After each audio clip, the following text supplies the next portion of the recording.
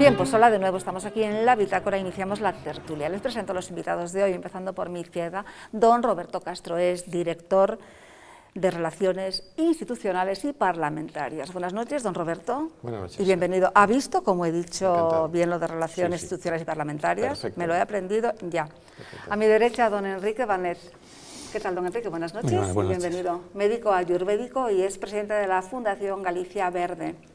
En la esquina de la mesa, a mi izquierda, don Pablo Acción, conocido de todos ustedes, es director y presentador del programa de esta casa, Nove Acción, y director de informativos de COPE Galicia. Don Pablo, buenas noches. Muy buenas noches. Bienvenido. Gracias y bueno, por pues invitarme. es un gustazo tenerlo aquí en esta mesa. Igualmente estar con todos ustedes. Bien, pues empezamos. Tenemos muchos temas además que anunciábamos antes, muy calentitos. Terremoto en Galicia, no solamente financiero, sino también informativo, a consecuencia de la nueva medida del Gobierno de la bancarización de las cajas. Bien, pues no se habla de otra cosa. Hay mucha gente que parece que esto ya lo sabía, que ya lo había visto venir y que de hecho ya había advertido. Yo quería poner unas cuantas preguntas sobre la mesa antes de que empiecen ustedes a hacer análisis por un lado y por otro, porque realmente es un tema muy profundo, con muchísima enjundia y que tiene muchísimos flecos, muchísimos puntos de vista. Yo nada más quiero preguntar una cosa: ¿esto realmente lo sabía el Partido Popular, esta medida? ¿Lo sabía Rajoy? Si lo sabía Rajoy, ¿lo sabía también Alberto Núñez Feijóo? ¿Cómo se va a liderar, por ejemplo, el presidente de la Xunta, desde aquí de Galicia, todo este proceso de bancarización, que es lo que los expertos, si es que hay expertos, claro, aconsejan, que dicen, bueno, ya que esto no hay vuelta atrás, que por lo menos se pueda producir una buena bancarización? ¿Cómo va Alberto Núñez Feijóo liderar ese proceso de bancarización cuando realmente el Partido Popular desde Madrid, pues de alguna manera está de acuerdo con la medida del Gobierno? Preguntas que están ahí, cojan la pelota el que quiera y empecemos. Bueno, doña Madalena, yo creo que, pregunta usted si sabía Mariano, si sabía Feijóo. Yo creo que ni Zapatero ni Salgado sabían. Es decir, ellos funcionan como siempre, a toro pasado y en función de lo que les dictan. Yo creo que hay algo más esta vez. Porque, no lo sé, pero en todo caso a mí me da la impresión de que seguimos en la improvisación más absoluta, como siempre, por otra parte. ¿Usted no cree que fueron engañados, digamos, representantes de Caixa Galicia, Caixa Nova, y esto no se sabía ya? Yo no me atrevo a decir tanto, Madalena. Probablemente pueda ser así. No digo que no sea así. Lo que digo es que si, por ejemplo, y es cierto, el Gobierno tiene sobre la mesa un FROB, un Fondo de Estructuración Ordenada Bancaria, para atender a una serie de circunstancias de fusiones de entidades como las cajas que están en dificultades y tienen que proceder a esa fusión. No hace tanto tiempo, y son recursos importantes de todos nosotros, para esa misión. ¿A usted le parece normal que de aquí a muy pocas semanas nos vengan con esto? Yo creo que, en fin, da la impresión de que se están actuando al dictado de Europa. Es que nadie lo entiende. Y por lo tanto, si están actuando al dictado de Europa, es normal, entre comillas, es normal que no se enteren de lo que va a pasar dentro de media hora o dentro de 2 días, y por lo tanto actúan así, de esa manera. Es la impresión que saco a vuela pluma y a golpe de vista, simplemente. Bien, yo estoy de acuerdo con Roberto en ese aspecto del cambio constante de criterio del Gobierno. Hace menos de un mes no creían lo mismo, al menos no le hicieron creer a las cajas que eso era lo que tenían que hacer. Y después está un trasfondo interesante, yo creo, en el asunto de la propia bancarización. Quizá hasta los ciudadanos piensen que la bancarización es buena. No tiene mucho sentido, parece un poco anacrónica una institución como la Caja, en donde unos señores que llevan mucho tiempo ganando mucho dinero están muy bien colocados, muy bien situados, y una serie de instituciones que no compiten en realidad con el resto de los bancos. No parece que tenga mucho sentido hoy en día. Claro, hay que ver cómo hacemos esa bancarización. Si hemos cambiado de criterio en menos de un mes, ¿cómo vamos a pensar que el Gobierno va a poder ejecutar bien esa bancarización? Esté uno de acuerdo o no con ella. Hoy mismo la ministra Elena Salgado cambiaba o añadía un elemento más en el asunto del ratio de solvencia que le exige a las cajas. Entre el 9 y el 10. 8% se había hablado de inicio. Ahora dice que será entre un 9 y 10%, pero no aclara todavía cuándo lo van a fijar. Dice que eso se hará antes de que esté, evidentemente se tiene que hacer antes de que esté el decreto, porque en febrero ese decreto va a estar ya o va a entrar ya en vigor, y por lo tanto el gobierno yo creo que no tiene las ideas claras, actúa, como bien decía Roberto, a salto de mata, y vamos a ver en qué acaba todo esto. Otra cosa, repito, es que uno esté de acuerdo o no con la bancarización, que se puede estar de acuerdo con ella. Y tengo sobre la mesa, por cierto, los datos de la situación en la que ahora mismo se encuentran las cajas, según el test de estrés que le han practicado, y Nova Caixa Galicia aparece de las últimas en ese ranking. Tiene un 6% en este momento de ratio de solvencia, cuando, por ejemplo, Banco Pastor está en un 8,35. Ya se sabe que a las cajas les van a pedir, dice la ministra, que entre un 9 y un 10, y a los bancos un 8. Es decir, el Banco Pastor salvaría por los pelos el ratio de solvencia. Nova Caixa Galicia estaría a 3 o 4 puntos de ese ratio. Sí, don Enrique, bueno, ¿cómo lo contempla usted? Que es precisamente, yo siempre lo digo, que usted es nuestro antisistema. No, yo soy ignorante de temas económicos y entonces no entiendo bien eso de la bancarización y todo estos rollos. A mí me preocupan otras cosas, porque yo las cosas las veo en un contexto. Es decir, hay un problema. Yo siempre creí que el dinero de las cajas era dinero de los ahorradores gallegos. Siempre creí que era así. Y resulta que de repente descubrimos que estaban invirtiendo en Murcia, en no sé cuántos sitios, que ahora hay un agujero que tenemos que tapar con dinero público, hay que capitalizarlos, pero ¿y dónde están las responsabilidades? Porque aquí nadie es responsable de nada.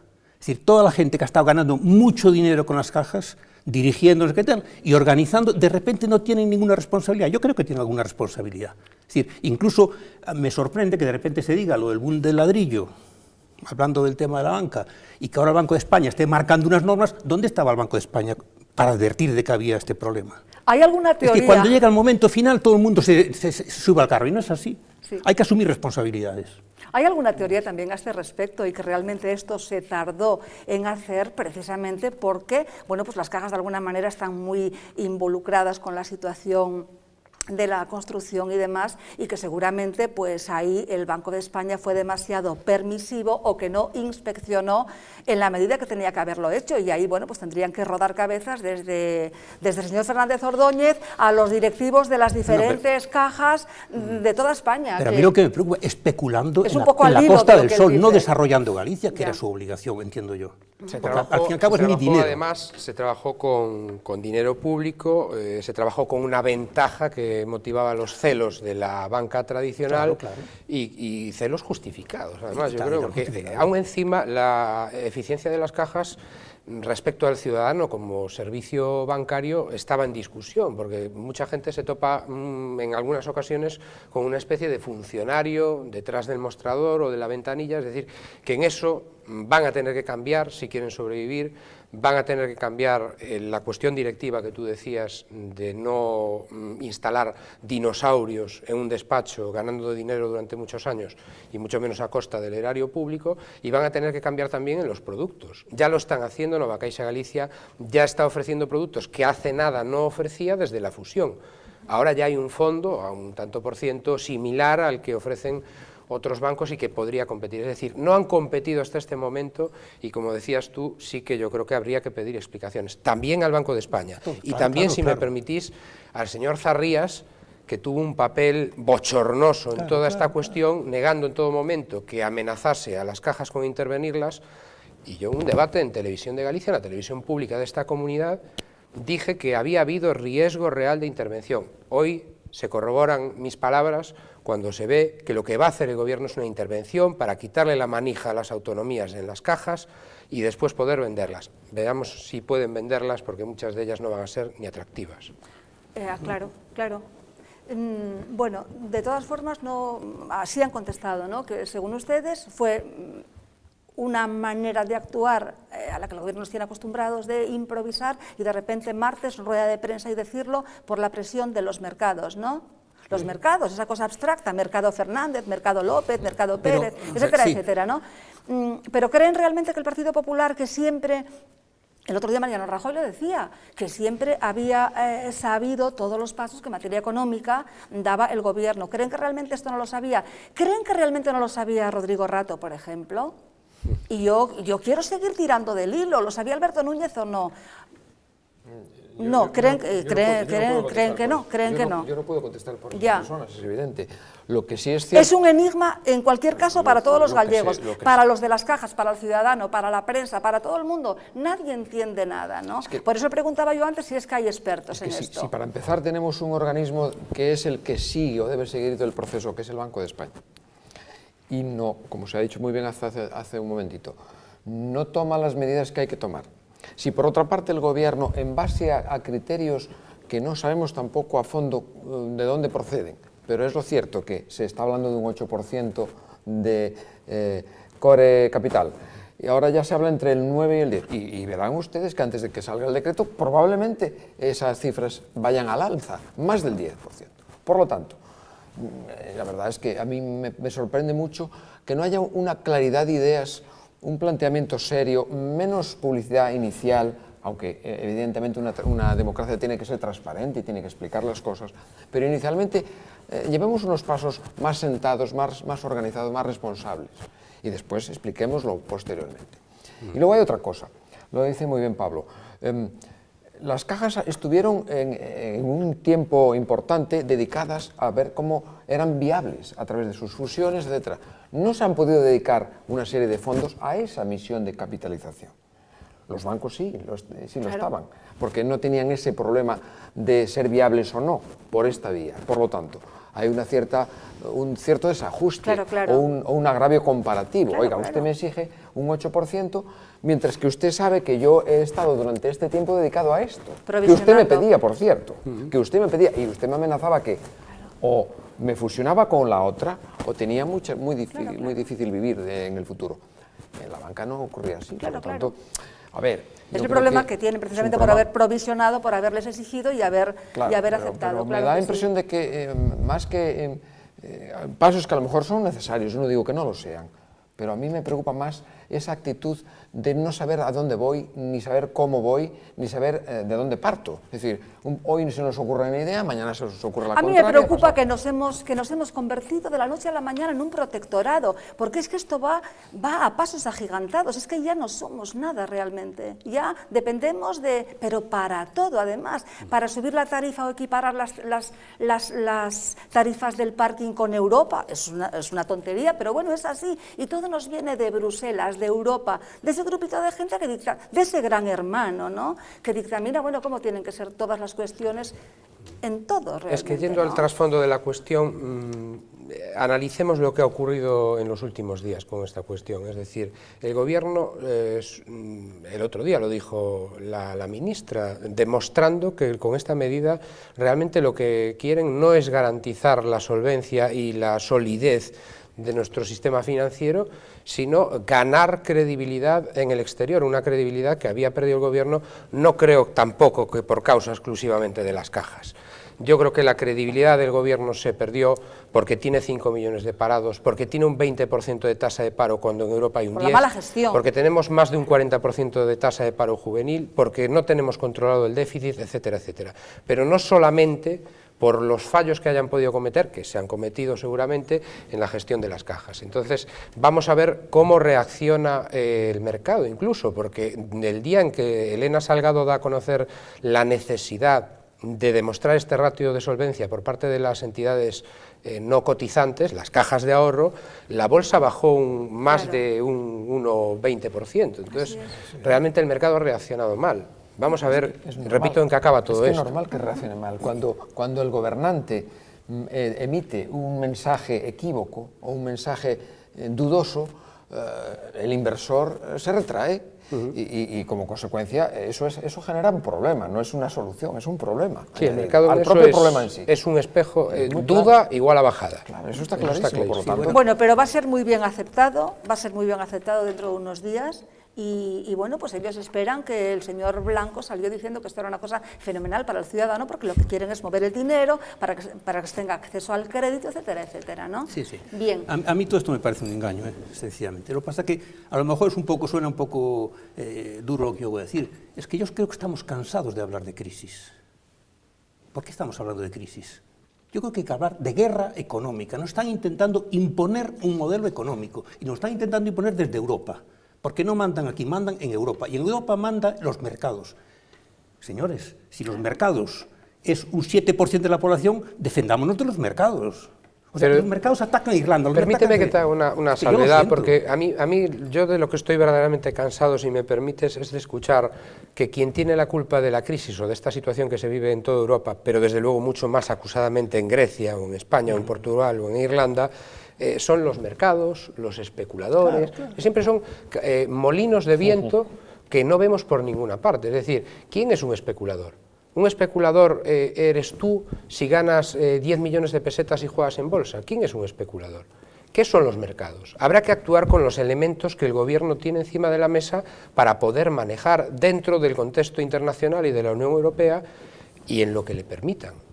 Pero yo estoy un poco cansado de oír eso, los mercados, la burbuja inmobiliaria, es que por sacar pisos a la venta. Pues si es así, carguémonos a los mercados. Lo que no podemos hacer es estar creando una burbuja. No, lo digo porque el Ministerio de Vivienda es un ejemplo de lo que ocurrió. Es decir, fue bandera del gobierno Zapatero para controlar la burbuja inmobiliaria. No controló absolutamente nada porque el mercado es libre y es incontrolable en ese sentido, y al final tuvo que desaparecer perdido en la senda de la austeridad nueva para el señor Zapatero. Entonces, pero ese mercado, entre comillas, se le ha permitido abandonar el patrón oro hace tiempo. El 80% del dinero que está manejando es dinero virtual, no existe. Yo no tengo dinero virtual en el bolsillo, ¿eh? Yo o pago o no pago. Enemigos invisibles. Y entonces, de repente, esos poderes económicos, claro, han ido creando las armas necesarias, es decir, libertad de comercio, movimiento de capital, todo eso es favorecer a una élite de un 7% del mundo. Y el resto no se sienten favorecidos, estamos perjudicados. Entonces, claro, ¿qué pasa? Que ahora hablamos mucho del milagro chino. Oye, es que ¿dónde está el milagro chino? Cuando un chino tiene que trabajar 7 días a la semana, 12 horas diarias y cobra 2 euros y viene a arruinarme mi mercado. Ese es encima viene China a comprar deuda española. Es que esto es una cosa absolutamente absurda. En eso la culpa es de la Unión Europea. Un último apunte nada más. La Unión Europea es económica, Unión Económica Europea. Le han quitado lo económico porque les debía... Pero no puede ser económica si deja entrar economías desprotegidas en el terreno laboral, etcétera, etcétera. Es decir, esto Estados Unidos ya lo hizo mucho tiempo con la política del gatekeeper. Vamos con otro tema porque no vamos a hacer un monográfico sobre los sistemas financieros, sobre los mercados, sobre las cajas, ¿no? Que además siempre les digo que no pretendemos rodearnos de especialistas para que resuelvan problemas casi irresolubles. Lo que pretendemos es informar un poco y que ustedes también pasen un momento ameno mientras nos ven. Vamos con otra cosa, por tanto. En la convención del Partido Popular celebrada este fin de semana, Rajoy prometió poner fin a la jubilación de oro de los parlamentarios y eliminar cualquier cosa que suponga pues una discriminación con relación al resto de los ciudadanos. ¿Cómo lo ve esto, don Enrique? Pues yo he visto así, lo veo como una anécdota electoralista. Sí. Porque veamos las cosas en su conjunto. Pero ¿por qué no lo va a hacer si además me parece muy bien. Lo ha propuesto? Mejor que lo haga que no lo haga. Sí. Pero igual que, por ejemplo, a un partido se le exige que renuncie a la violencia, tal como que renuncien a la corrupción. Bueno. Que renuncien a muchas cosas, que exigir transparencia. ¿Por qué no se comprometen a ser transparentes? ¿Por qué no se comprometen a luchar contra la corrupción? Eso no, sin embargo, son democráticos. Eso lo firman, claro que se comprometen, lo firman, y bueno, damos por sentado de que efectivamente... Pero a otra gente se le exige firmar otras cosas, ¿no? Fírmeme usted esto. Bueno, es como cuando entras en Estados Unidos, no vengo a poner bombas, estás firmando una serie de papelitos. No estuve en una granja en los últimos 40 días. Mañana tienes un problema y digo, usted firmó esto. Bueno, pues hágale usted firmar esto también a la clase política. Bueno, pero ¿cómo ve realmente que elimine todos estos privilegios, digamos, económicos que desde luego... Yo digo una cosa, y lo digo en esta casa, y creo que entonces aquí en esta casa debía encajar mejor. Es decir, yo creo que todos somos iguales, yo creo en la igualdad de las personas. Entonces yo no creo en los privilegios. Y entonces, ¿por qué un político ha de tener privilegios que yo no tengo? ¿Por qué ha de estar aforado, por ejemplo? ¿Pero por qué? ¿Por qué no renuncian a eso? Es una perversión del sistema. No, claro, es que de repente se está constituyendo una élite. Oiga, somos todos iguales. La ley es para todos igual, pero no es así. Analicemos, si os parece bien, qué son privilegios, ¿no? Está ahora en cuestión también el asunto de los sueldos vitalicios de los presidentes. Mi teoría es absolutamente impopular, ya lo digo. Los políticos españoles cobran poco.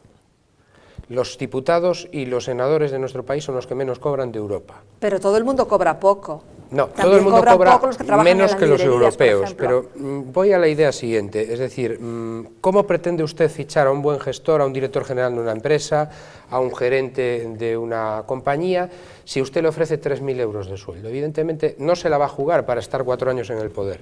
Esto es un asunto. Otro asunto bien distinto es esta jubilación de oro, que sí que considero que es un privilegio frente a los ciudadanos. Además, tiene gracia que se llame de oro cuando media España está vendiendo el oro para poder llegar a fin de mes, las joyas que tienen en casa.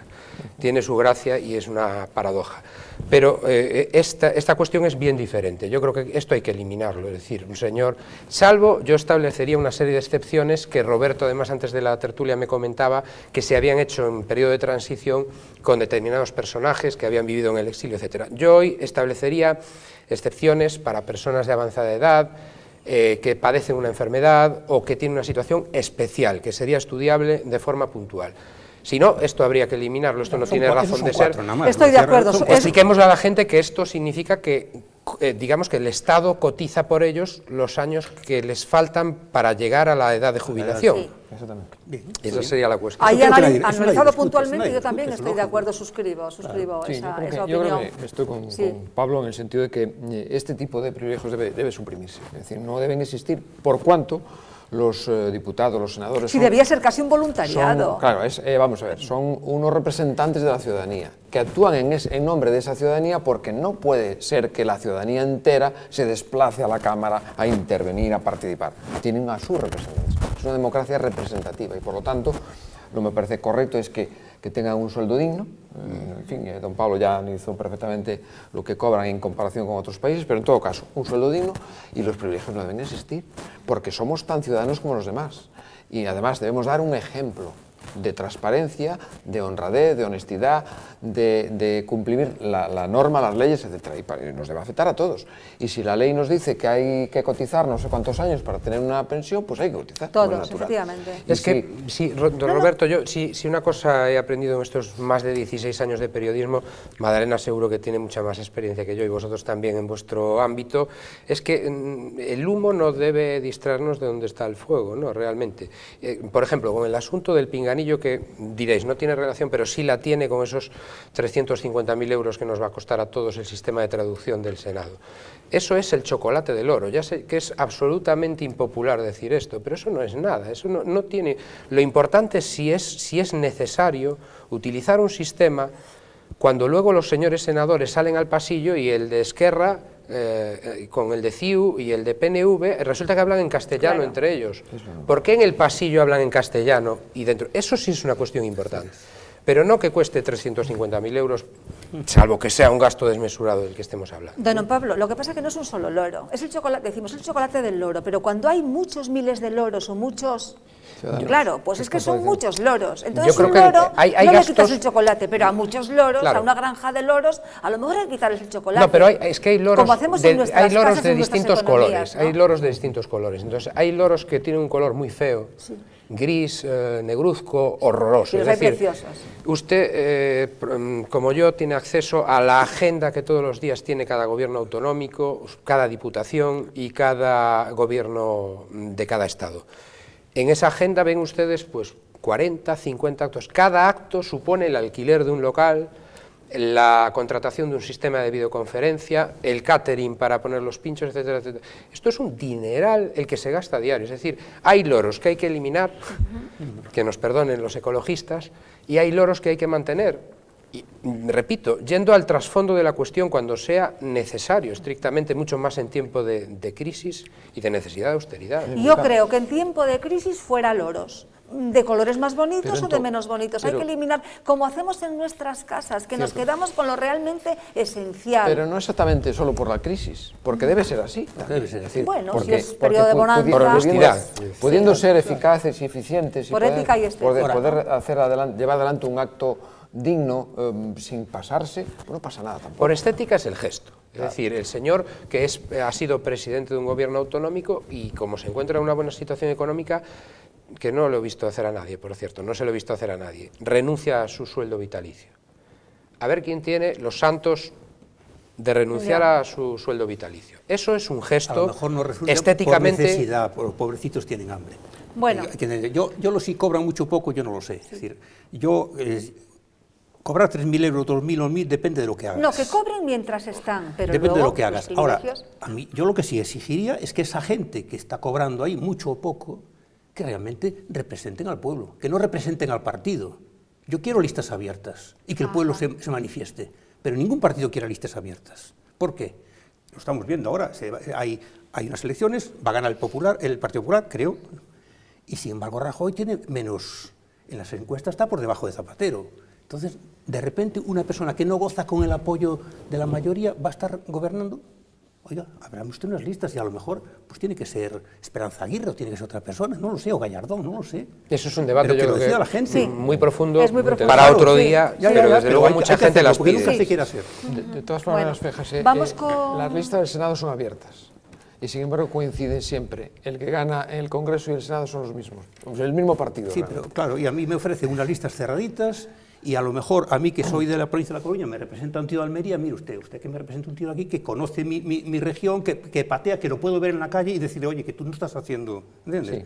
Sí, y no que venga un tipo pero de había que Almería. plantearse Bien, el pues sistema vamos con, de vamos, No, claro, vamos con que otro, vamos aquí con se lo otro, planteamos. vamos con otro tema. Es que desde luego cada tema es un...